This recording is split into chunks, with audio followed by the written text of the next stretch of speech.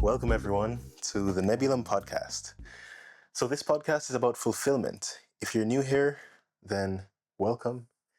We talk about fulfillment, and basically, if you're tired of living a mundane life, if you want more meaning from the work you do and the life you live, and you don't want to follow this cookie cutter standard that society might put you through, this conveyor belt, then this podcast is for you. We discuss topics like how to live a fulfilled life. We'll have guests to talk about their journey, and basically we hope you walk away equipped with mindsets, tools, and tactics to help you along your journey of this path of fulfillment. I'm Zail. I'm Grant. This is the Nebulum podcast. Yes, sir. All right. It's been a while. It has been a while, yeah. Yeah. Since we last posted, but we're back. Mm-hmm. Back and better than ever. And hoping to bring some new and exciting ways of achieving fulfillment. Mm-hmm. So today we're talking about communication. Communication. And I kind of want to give a brief outline. I think we need to talk about what is communication. Why do we care? Mm-hmm. How does it relate to fulfillment? So why is it important? And then once we have that, we can discuss, okay, how do we communicate effectively? How do we make sure we are actually communicating versus just keeping it all in our heads and kind of blocking out the new information? Yeah. Yeah, how do we stop blocking out communication? So, yeah, I'd love to hear what's your definition of communication, Zail? So in essence, I think communication is simply relaying information or an exchange of information. And effective communication gets into how do I make sure the information I intend to relay is the information that's received. Right. In essence. Right. Because you can communicate and you can communicate something and relay that information to someone else. Mm-hmm. And that someone else can hear something completely different. Mm-hmm.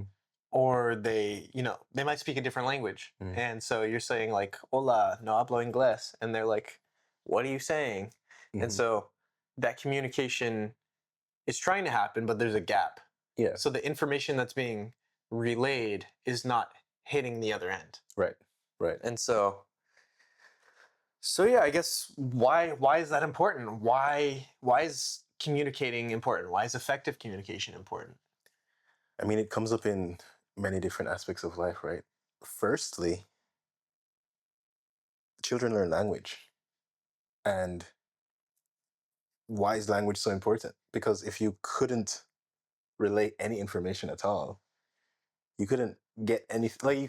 It would be very difficult to operate in the world. It would be very, very difficult to get anything you want. It would be very difficult to negotiate. It would be very difficult to understand anything, because a lot of teaching is done through communication, right? A lot of teaching and learning happens through, whether it's verbal or some other form of communication. And so it's how we learn.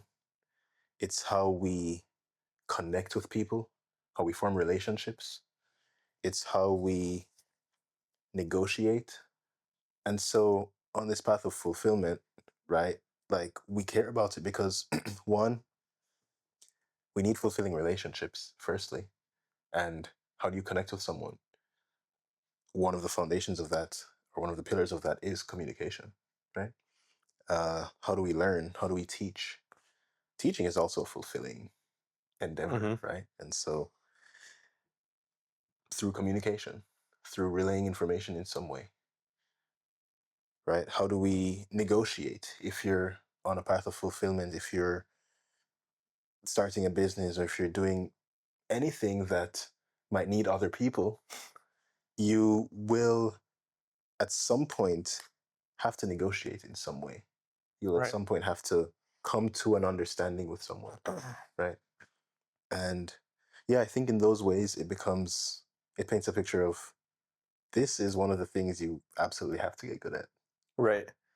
Communication is so key. It's And I want to highlight communication can be, yes, it's about relaying information, but I do feel like listening is a huge aspect of communication and being able to get information in you. Yeah. Even though like maybe it might not be a person. For example, like Yeah. you communicate with your dog, Mhm. say, hey, here, buddy. That's communication, even Absolutely. though like you're not negotiating or Yeah. anything. Yeah. So yeah, super key. I mean, fulfillment is built on all these relationships.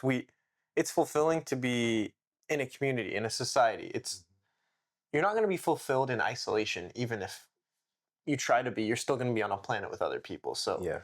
communication is one of those essential foundational skills that I feel like if you are good at communication, that is like a huge key for just being successful in whatever you're doing. Yeah. Absolutely. Absolutely. Okay, so we touched on what it is, touched on some points of why it's important. Hopefully that suffices. Although we will probably touch more on that in discussing For things sure. as well. For sure. So then, how do we communicate? Yeah. That's it's so broad and it's really tricky, but I do feel like when we talk about communication between people, we were talking about this how there's a habitual conditioning to try to prove that you're right. Mhm. And maybe this doesn't happen as much with kids, but it probably still does. There's a conditioning of, hey, I'm right, you're wrong, and I need to prove why I'm right to you. And so whatever you say, Mhm. I'm not listening. I'm just preparing what I'm going to say in Yeah. refute. Yeah. So I'm not actually getting your communication, Yeah. and you probably aren't getting mine either because I'm not listening to you. So why would you listen to me? Right. So I think that's one of the key things we want to address here is there's a mindset of I want to beat you. Mm-hmm. And so if I want to beat you, then I'm not going to try to communicate with you. Mm-hmm. And there's a mindset that actually communication is about relaying and receiving information. Mm-hmm. And so the best way for me to figure out what's actually true in this scenario, it doesn't matter who's right or wrong, is for me to take in your information Mm-hmm. and then integrate your information and then communicate, okay, what do I think now that I've got your information? Yeah. Yeah. Yeah. So this is a good place to start because I guess this gets at what is your motivation for communication.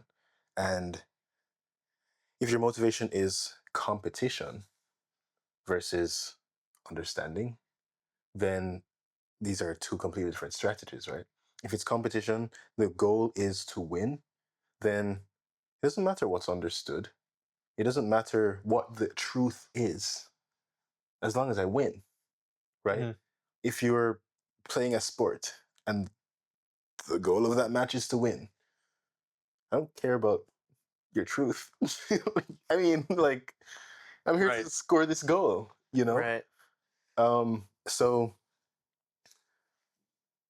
that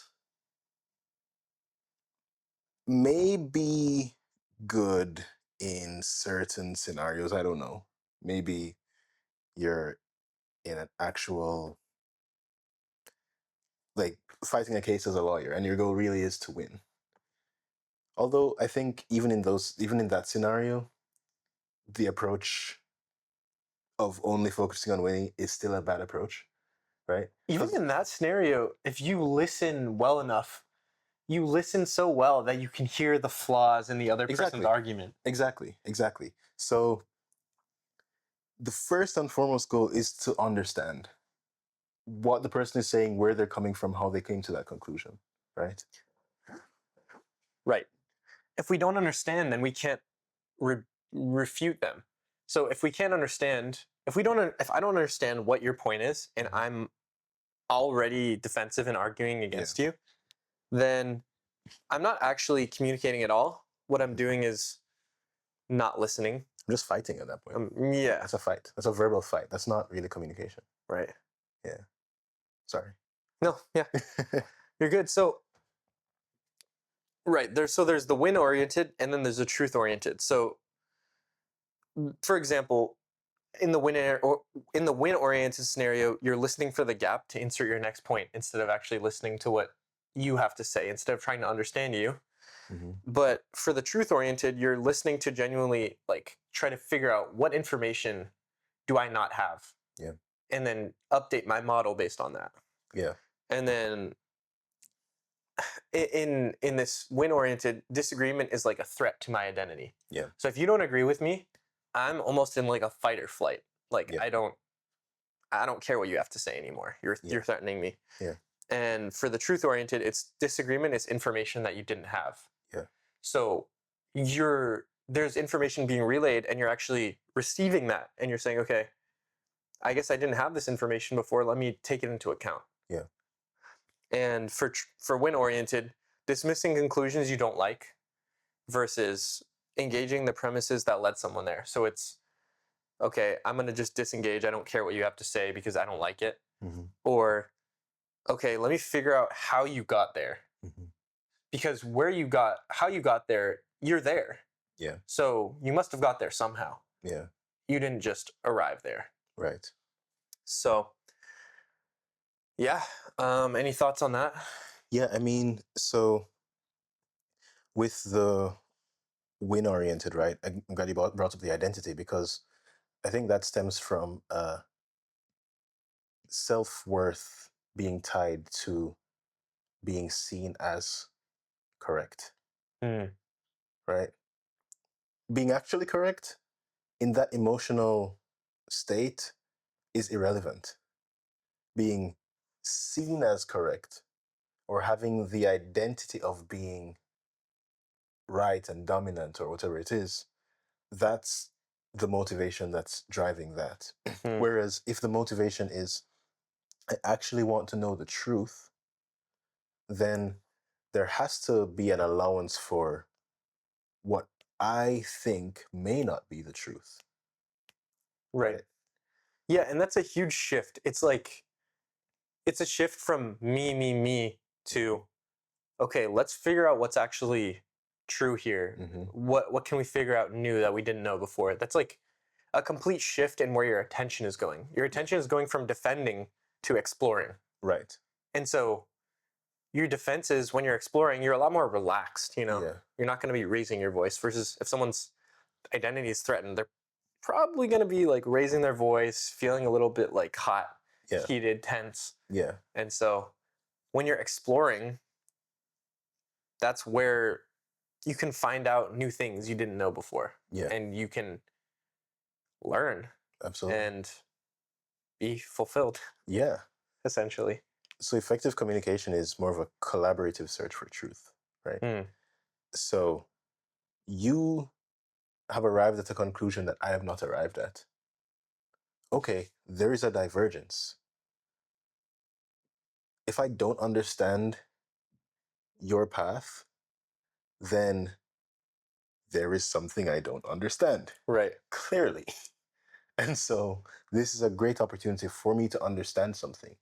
Even if, let's say you're wrong. Let's say this was a black or white thing and there's a wrong or right answer. And let's say you are wrong. I still learned something because I see the path from your premises to that conclusion. And if you actually want to understand the entirety of whatever subject matter it is, understanding paths to different conclusions is actually very beneficial to you. Because let's say you're learning something, right? And you have a teacher. And you go to the teacher and you say, but that doesn't make sense. I thought it would be this way. The teacher that says, yeah, I know why you think that. You thought that because of this, but what you're missing is this. That's a person that understands, right? The person that's like, you're dumb. How the hell could you think that? That's a person that doesn't understand the entirety of the space in which they're discussing. Yeah. Totally. Yeah. So I think, effective communication should seek to understand. Right. And part of that's about like knowing your audience. So if you don't even know your audience, you can't communicate well. So in that example, the teacher knew the audience, which is the student, and knew, okay, I've been a student before, so I can like go down this path. But in a lot of scenarios, maybe someone has a lot of knowledge and they take it for granted that the person they're talking to has none of that knowledge. They have zero of that context. And they don't start from square one. They already start from splitting atoms and crazy abstract stuff. Then none of that is going to go through. So knowing your audience is key in that aspect as well. Yeah. But yeah, you can basically in this going back to you're dumb. How could you think that? That's because you don't know the path. Exactly. That you don't understand their experience. Exactly. So the path framework is essentially you can always find the path to which they got to that conclusion. If you truly want to understand how they got there, you could. Because you and I aren't that different, except that we have different experiences, different genetics and such. But you know, we're human at the end of the day. And so I can always find a way to where you got to where you are. If I truly am curious enough. You got there somehow. Right, exactly. You're there. You're there. You got there somehow. Exactly.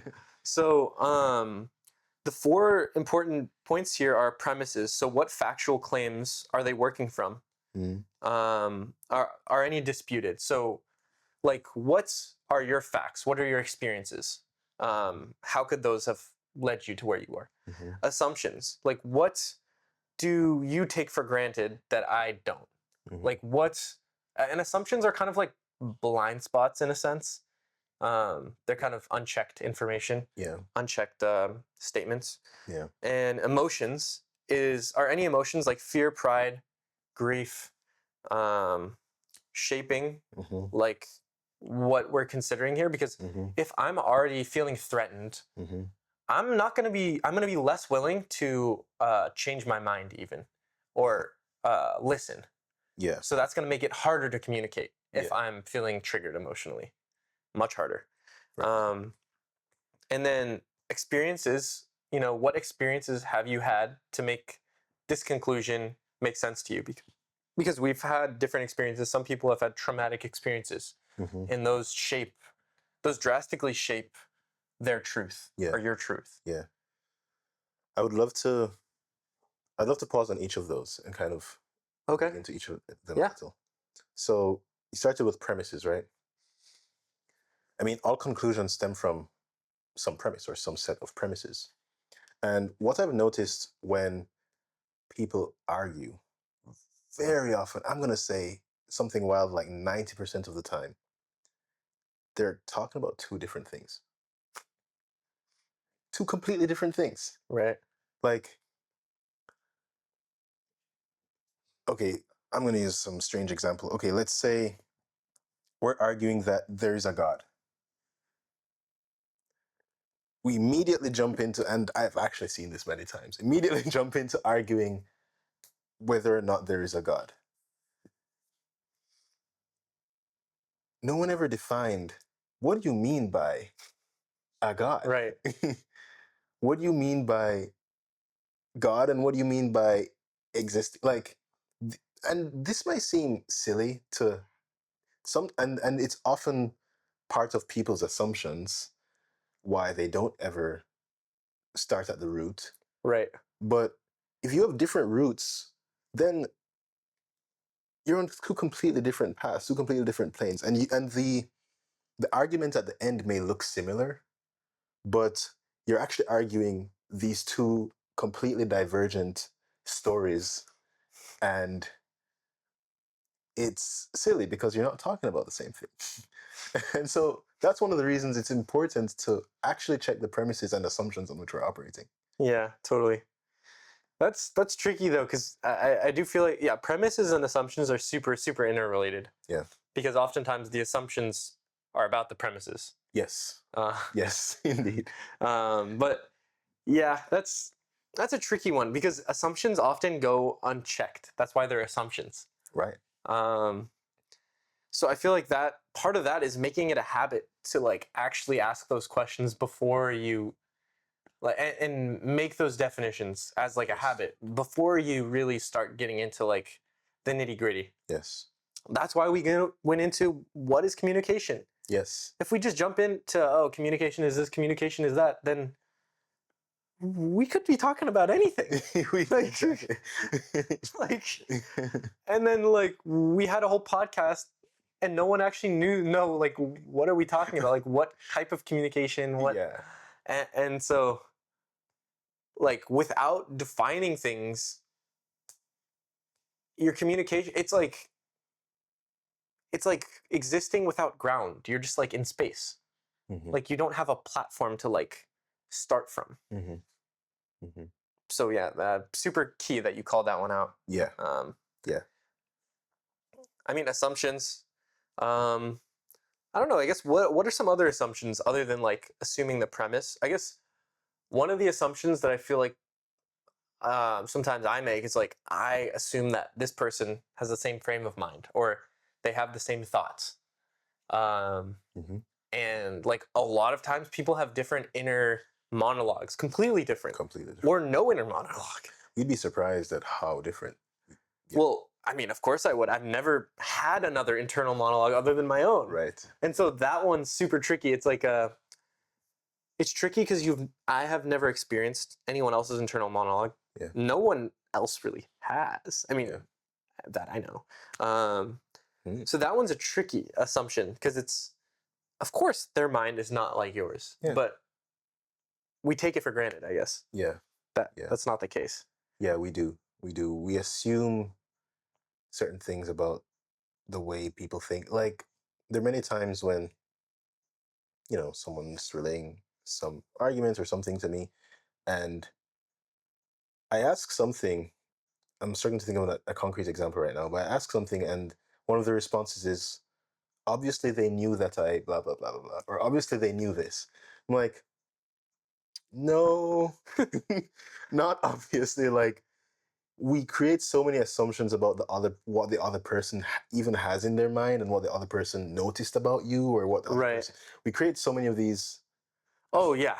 Like, oh, he thought I was stupid. Or like, he hates me. Or like, something like that. These are all assumptions. Yeah. None of these have been like directly, and part of it's like, of course, like no one's gonna directly say to your face, well, not always, but usually people won't just say like, oh, you're ugly, Sure. And you have to infer and kind of make some assumption. Absolutely. But a lot of these assumptions can be found out. Can be, and it's good to make assumptions. It's good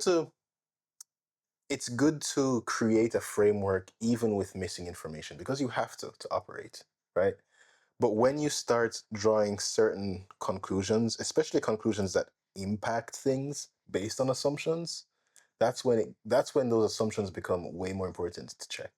When you start treating people differently based on assumptions, or when you start making decisions based on assumptions. Damn, treating people differently based on assumptions sounds like, bro, that sounds like prejudice, racism type shit. Yeah, and that happens so often. Like, that's probably one of the most common reasons people like have problems with each other is because they make assumptions. Like, oh, I assume you, since you're Iranian, you, I don't know, are jihadist or something. It's just like stereotyping. Stereotyping and assumptions go hand in hand. Yeah. And that's because, okay, the premise that I start with is that, all Middle Eastern people are terrorists or something. Yeah. I guess, is that an assumption or a premise? I mean, it could be both. Okay. Like, it could be the premise for an argument. Right. Right. I guess your premise could be an assumption. Yeah. And that's dangerous because you're not even checking whether that premise is really true. Yeah. And I mean, obviously it's a generalization, so it's not going to be true in all cases. But yeah. And there are premises that aren't assumptions in terms of unchecked assumptions. There are premises that are true, or at least that two people would both agree on. But I may just not have thought of the premise you were coming from, for example. Right. And when you do explain your premise, I'm like, okay, Right. Then you see the different path. Right. Right. And then that reveals, some other way of looking at the situation, probably. Yeah. Yeah. Yeah, and then emotions. This one's key. Emotions color everything. I think emotions color so much more than we actually think. They have such more influence than we really realize. Um, and sometimes I recognize that I'm not feeling like my emotions are crappy, and there's nothing I can do about it. And I just like say crappy shit. Um, but like they have a huge effect, and they can, yeah, they can frame whether you're willing to actually communicate or not. Yeah. Frame whether you're willing to communicate. They frame literally everything. Like they frame the assumptions you make. They frame Yeah. the way you process information. It frames the whole structure of your thinking. Right. Emotions. Right. Yeah. I'm trying to think of a good analogy here. I mean, emotions are like, I don't know. I'm just thinking of like one of those electrolyte powder things. Like, you have water, it's clear, and then you just put like all that powder in it, shake it up, and it's like juice damn near. Yeah. Like that's emotions. Like, Yeah. and we always have some sort of cocktail going on. Always have some sort of cocktail going on. I mean, there's always some neurochemical hormone combination that is impacting how we feel, Right. and the decisions we make. And the thing about people is we make emotional decisions and then backtrace the logic. That's kind of what we do. We decide something and then justify it with logic very often. And so any argument or any type of discussion is always going to have some emotional context that is going to be key to understand, right? If you have trauma surrounding a particular group of people, that's going to shape maybe the prejudices you have and like whatever it may be. 100%. So it's never just the words. When you're discussing something with someone, it's important to understand the emotional context within which they're operating and within which you're operating, insofar as you can. Yeah. Yeah. Yeah, it's tricky. And like sometimes you just can't control your emotions, and you just have to be conscious that my emotions are going to be coloring things I say. And like information I process, it's going to be coloring that too. The information that gets relayed to me is going to get colored, doused in that emotion when I receive it. Yes. So like if I'm already feeling down and someone says something, I might interpret it as like something about me and like take it personally and like think of it as a bad thing. But in like another day when I'm happy, I might be like, oh, okay, whatever. So yeah, things can land differently. Yeah. Based on your emotions. Absolutely. And in the words you say to someone too, especially with someone you're close to and you understand their triggers, you understand that like the words you say can bring up certain emotions. Right. Because those words, well, we'll get into experiences in a second, but those words, have associations that someone else might not have. Exactly. Those words might mean different things because the premises are different. Because people have different experiences of those words and what those words mean. Yes. We're not all going by the dictionary definition of what a word means. Yes. So. Yeah. And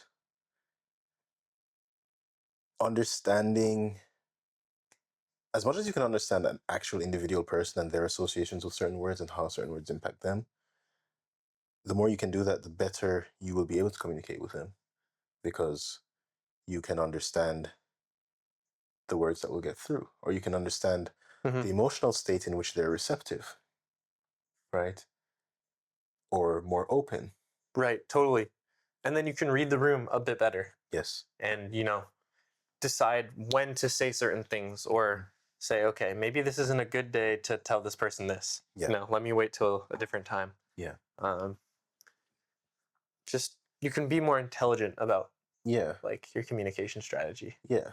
And sometimes it's worth pausing to first understand the person's emotional state or experience Yeah.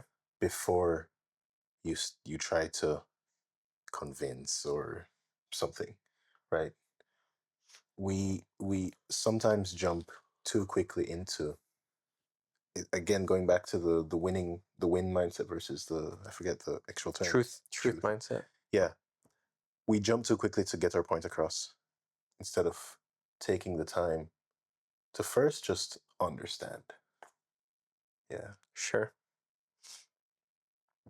But the other important thing is experiences, because this kind of ties back to assumptions, premises, emotions. All of those tie into experiences, because we all have different experiences which shape our assumptions, shape our premises, and shape which emotions we have. Yeah. I mean, if I had an emotion of almost getting hit by a car, that's gonna, or sorry, an experience of that's gonna shape how emotionally I feel when talking to someone later. Yeah.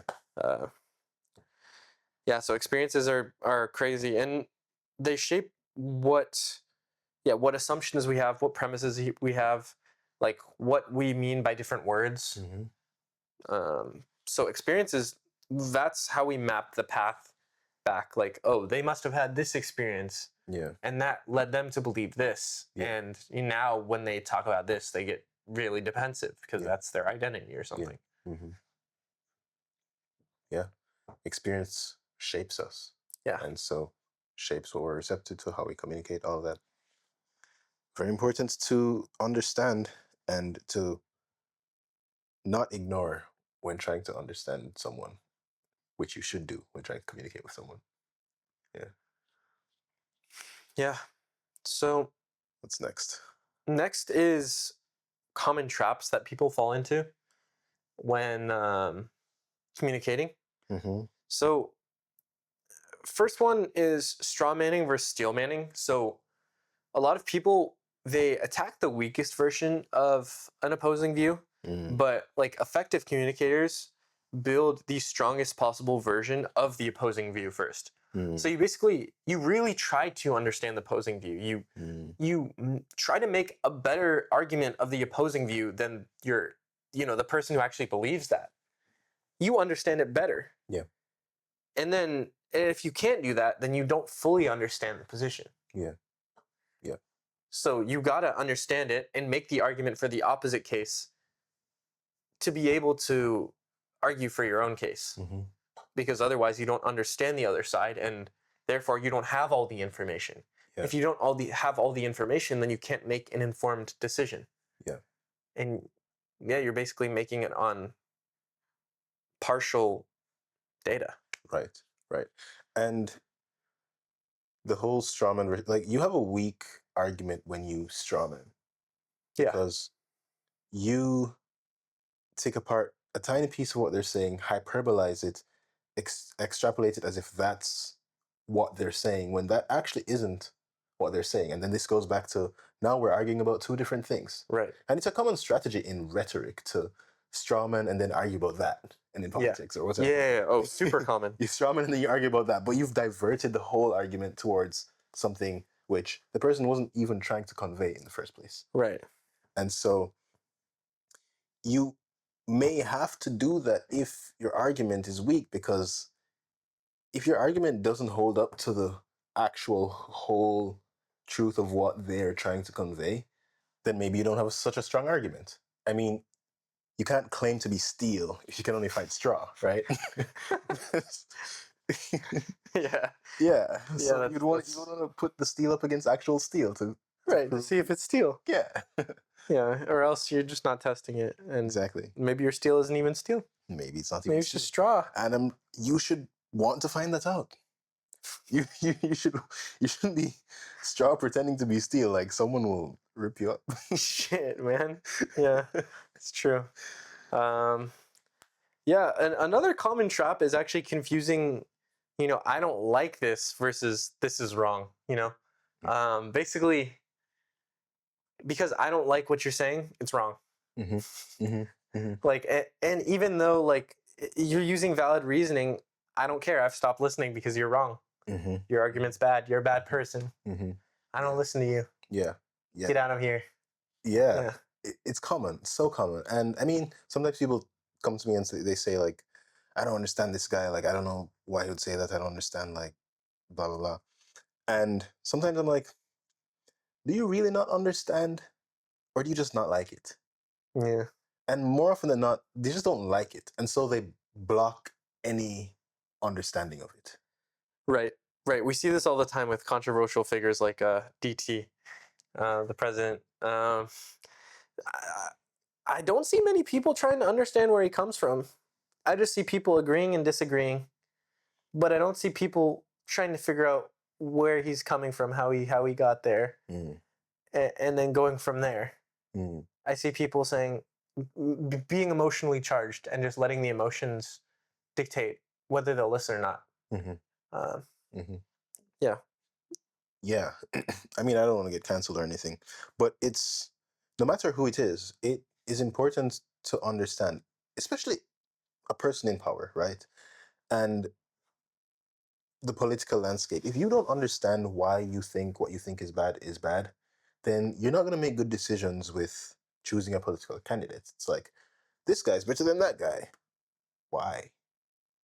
What are the... Because they're a Democrat. I mean, all right. And then what's the premise? All Democrats are good. Yeah. I mean, sure.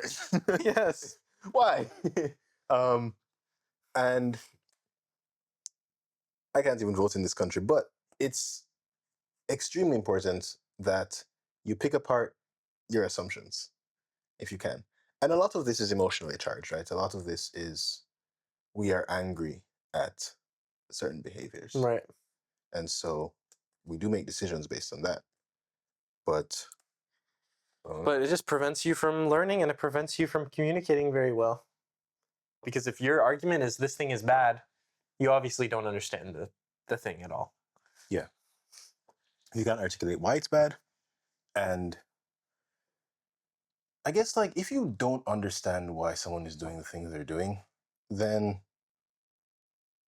I would argue you don't actually know if it's bad or not. Maybe I won't make that argument. You want to get canceled, buddy? Maybe I won't make that argument. But I do believe... do you know you wouldn't make the same decisions if you were operating under the same conditions, basically? Right. I feel like if you did trace that back, you would see that maybe they're actually not a bad person, quote unquote, at all. They're just a person. Yeah. All right, we're getting into dangerous territory. Anyway.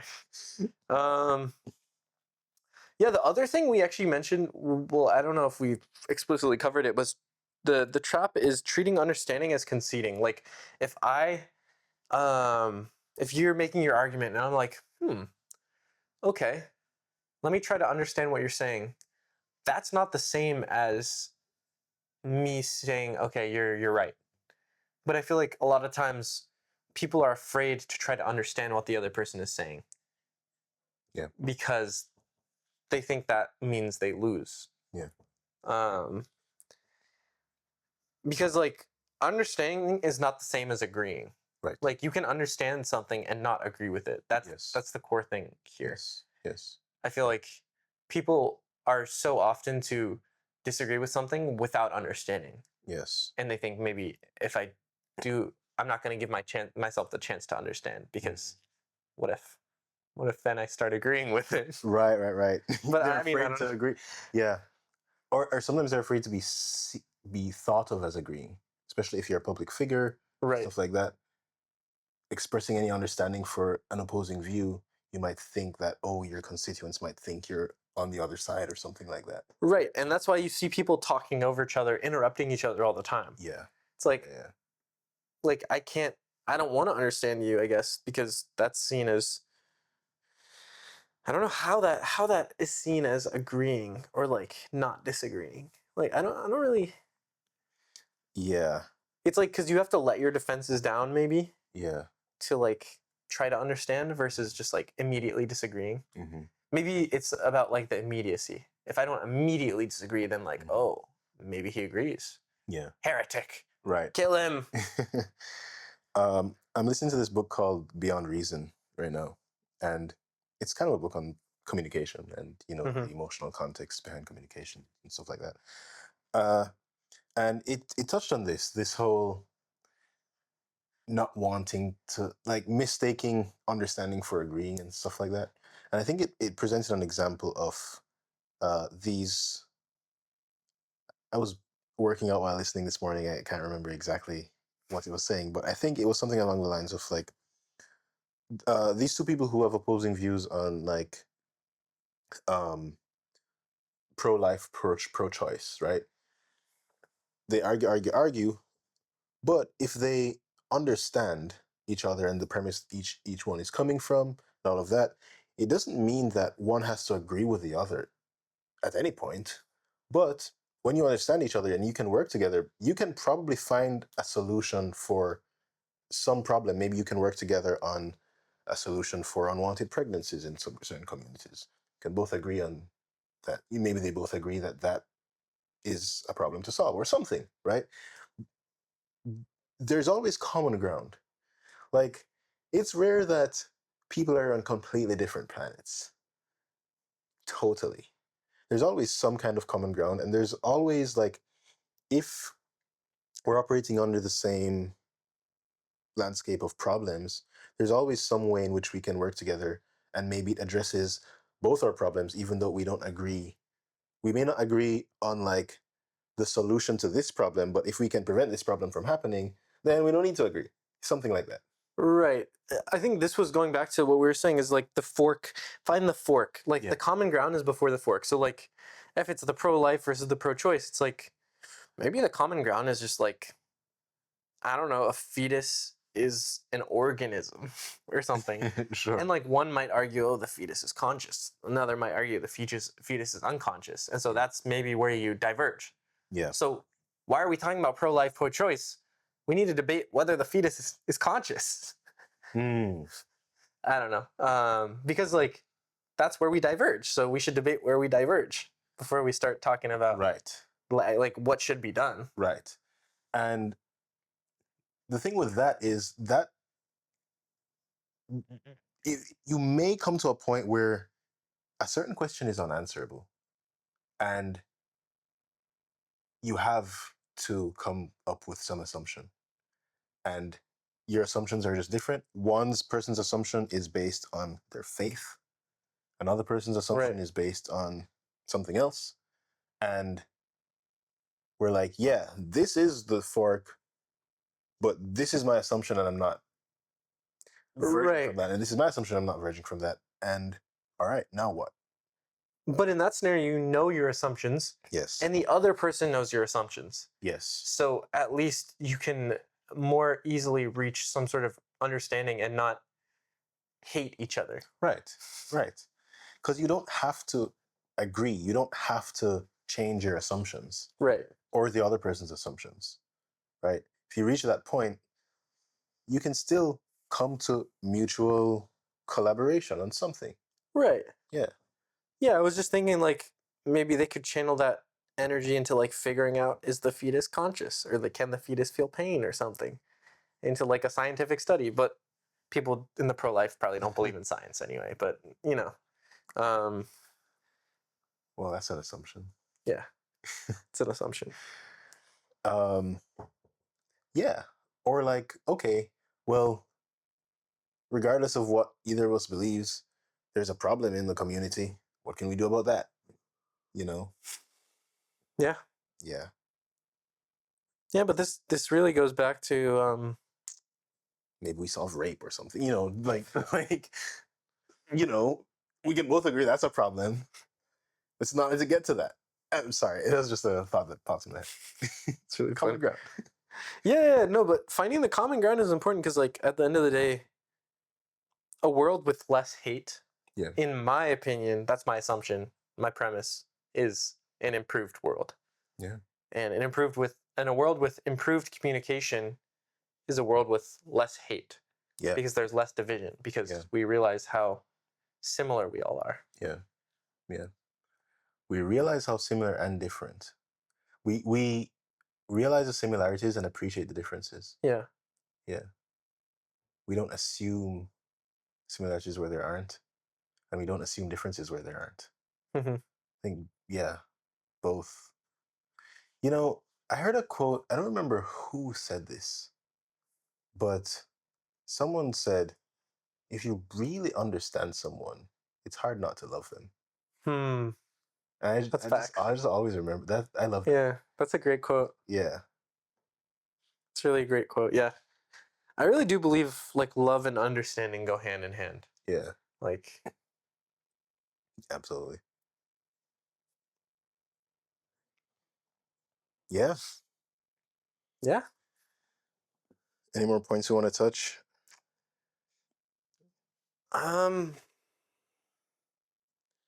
Honestly, I feel pretty whole and complete. Um, yeah, I don't have too much. Okay. Well, so we talked a lot about understanding. Yeah. And so it's like one may ask, okay, how do I become understood? You told me how to listen and how to Right. steel man and how to make sure I'm understanding the person's emotion. Like how do I make sure I'm understood? Right. Totally. Right? um, I mean, I have a thought, but do you have anything you want to say on that? I think this kind of goes back to knowing your audience too. Mm. You can't communicate if you don't know who you're communicating to. Mm-hmm. So context is super important. Mm-hmm. And then that context can help you frame how you actually communicate. Yes. For example, if I'm communicating to an engineer, then I know this engineer probably understands like complex topics like of math and code or whatever. Yeah. And so I can go like a bit lower level. But if I'm talking to like a manager or like a executive dude, I cannot use the same terminology. I need to just like translate that into like manager speak. So it needs to be like a higher level, like, oh, we're gonna meet this metric by this. We're 100% covered or whatever. So it just has to be like completely different. So you have to update the language you use based on who you're talking to. I think that's like one of the most important ways to like make sure that, you know, barring all the other stuff, the communication traps, that you actually are heard. Yeah. So like not falling into communication traps, but once you're no longer falling into those, actually presenting the information in a way that can actually go through to that person's mind. Yeah. Thoughts? Yeah. Agreed with that. I think it boils down to two things. One, do you know how to communicate with this individual or with this group? And it's what you're saying. You have to understand. You have to know your audience. You have to know how to communicate to this audience. And the second thing is this audience open to communication? Is this audience listening? And the way you achieve both those things, I mean, sometimes someone is not open. Happens. You can say it, but they're not open. Whatever. But there are ways. there are ways to open people up, and that's to first understand them, and to make them feel understood, make them feel heard, make them feel appreciated. Any combination of those things. First, listen to them, understand them. This will, understand them, understand their emotional context, understand their experiences, understand their premises, understand their assumptions. Make them know you understand all those things. Present their argument to them better than even like explore their perspective with them, right? And appreciate it. And that will hit both of those things. That will help you know them and how to communicate with them. And that will open them up and be receptive to what you have to say because you explored their perspective with them. They're not an enemy, like they're your friend at that point. And it's easy to talk to your friends. So yeah, and you just might love them. Just might love them. Once you understand them. Yeah. Any final thoughts? Man, communication is a crazy topic. I'm just trying to think about like what else, what else would be important for getting your point across. I think about prompting. I think about AI. AI, And the topic of the day. yeah, like communicating in a prompt is actually really important because unfortunately the AI can't read my mind. Claude can't read my mind. Yeah. And it makes it very clear when it does something completely different than what I wanted. Yeah. And yeah, so providing context is so important. And when you're prompting or whatever, you need to provide as much information as you can. And when you have assumptions that Claude knows something and Claude doesn't know that thing, it's very clear by the result. Mm-hmm. And so I guess I'm saying this to say that like this AI thing kind of exposes your assumptions and exposes the things you might not know were in your head that you just thought were assumptions and you Right. thought were given. Right. So yeah, effectively communicating with an AI which has zero of your context, it means you have to provide more context up front. You have to be a lot more specific Yeah. with what you want, and Yeah. you can't leave anything to chance because if Yeah. you do, it's just going to guess and it's going to be wrong. Yeah. Yeah. So I guess the reason why that's important is because, hey, maybe communicating with people isn't all that different. Yeah. We Yeah. often assume they have more context than they do, Absolutely. and we leave them guessing, and they fill in the own thing. They fill in the guesswork with their own assumptions, Absolutely. and then Yeah. that's what happens. Yep. The result isn't maybe what we thought. Yep. Yep. And yeah, very often I hear, well, they should have known this. Bruh. Give the context. This goes back to responsibility, man. Yeah. We have to start taking responsibility for. Yep. I think if we place the blame on other people, it's not like it's not all true, but It doesn't matter. yeah, but it doesn't matter exactly. It's like if you're gonna blame someone else, then you learn nothing. Mm-hmm. And the information was not conveyed. You did not communicate. Right. Well, like whether or not they should have known or whether or not like they could have known or whatever, like if the information wasn't conveyed, it wasn't conveyed. And right, and part of that is you have to make time to convey that information. Like Yeah. you can't just give someone something and say, "Hey, do this," Mm-hmm. but not take the time to like really go through what is this? Like, Yeah. why are we doing it? Yeah. Because like they might not even understand why it's important, and then they'll be like, "Yeah, I'm not doing this. Whatever." Right. Yeah, I'm finding that to be a key piece of like, if I have something that I need someone to do, but I don't give them the context, it's going to be a lot harder for them to actually find out why am I doing this? Yeah. What does this entail? And Yeah. you're not going to get the result Yeah. basically that you want. Mm-hmm. Mm-hmm. Yeah.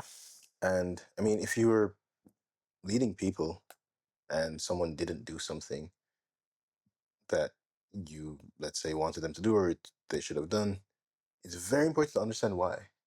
Like, were there competing motivations? Like, do they have a blocker somewhere? Did they misunderstand the priorities? Like, it's very important to understand why, because that will then reveal, oh, okay, no, actually, yeah, you're right. Do that instead. I didn't realize you had that on your plate. Or it may be like, okay, no, drop everything, do this. I am prioritizing this. This is what we should prioritize. Like it's if you don't understand why, then you won't. If you're leading an organization or something, you won't lead a good organization. Yeah. Yeah. Great. Cool. Well, this was good. Good communication. I hope we communicated well. I mean, we could have just been talking about random different things. I hope. Yeah. I hope we're on the same page. Do let us know if you have received something of value from this. If we've communicated effectively. But yeah, thanks for tuning in. Thanks for having this discussion. Yeah.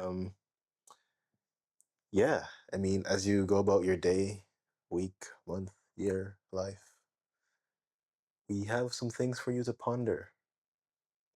Yeah, we do.